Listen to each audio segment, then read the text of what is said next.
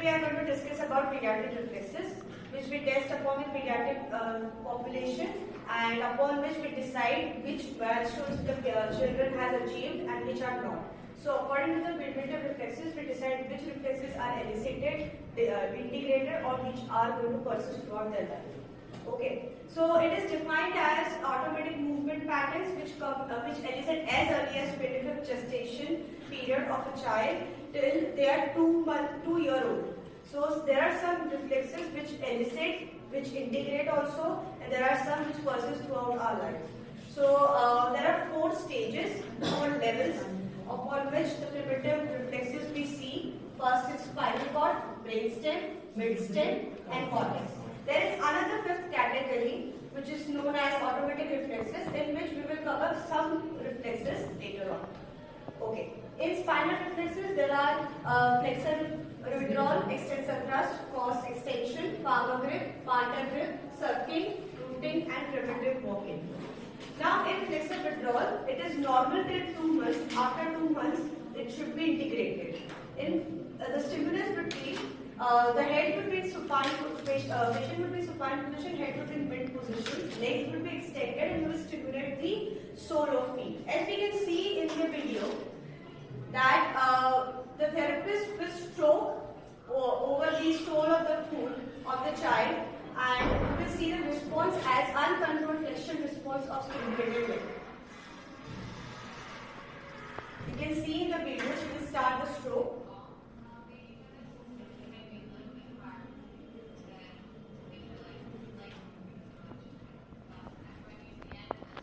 You can see the flexion of that particular limb. Now next is extensor thrust. It is also normal till 2 months. It should integrate by 2 months. Again the stimulus, patient will be supine, the head will be in mid position, the one leg will be extended and the opposite leg will be flexed, which we will stimulate, which will be the stimulated leg. Okay, the response will be same again, uncontrolled extension. You can see in the video, the therapist is flexing a leg and will again stroke the sole of the foot, and we can see the extension. Next is cross extension. This is also normal till 2 months. The stimulus is patient will be in supine, head in mid position, legs will be extended, and we will stimulate the medial aspect of thigh of the opposite leg.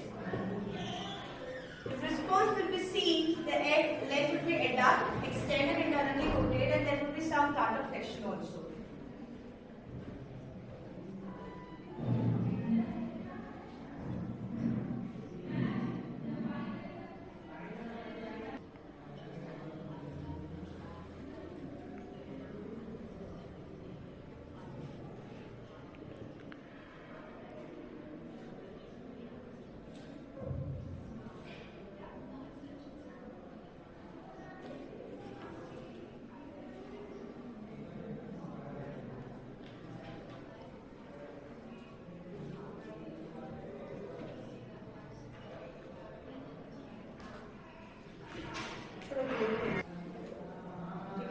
Palmar grabs. It is also normal till 3 months, and the stimulus will be, we will give the stimulus over the palm of the hand, and will the patient, the child will grasp your finger or any thumb. So response will be flexion of the fingers and gripping of the object.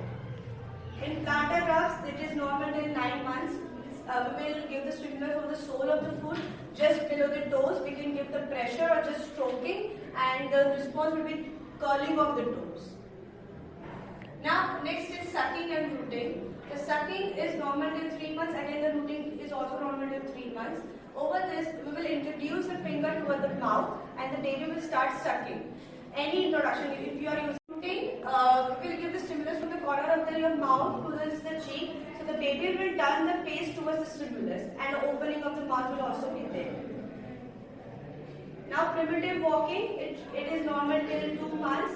So in this, you will hold the baby, you will in the suspended position, and as the sole will touch towards the floor, the baby will start giving you the reciprocal movement of the lower body, such as flexion, extension, or baby can indicate the pattern of walking also. Now in brainstem reflex, are ATNR, TLR, which is tonic labyrinthian reflex, positive supporting and negative supporting. In STNR, the patient will be in dorsal suspension, and with the neck extension, you can see the extension of arms and flexion of the lower limb. With flexion of neck, you can see the flexion of arms and extension of lower limb. In ATNR, the patient will be in supine.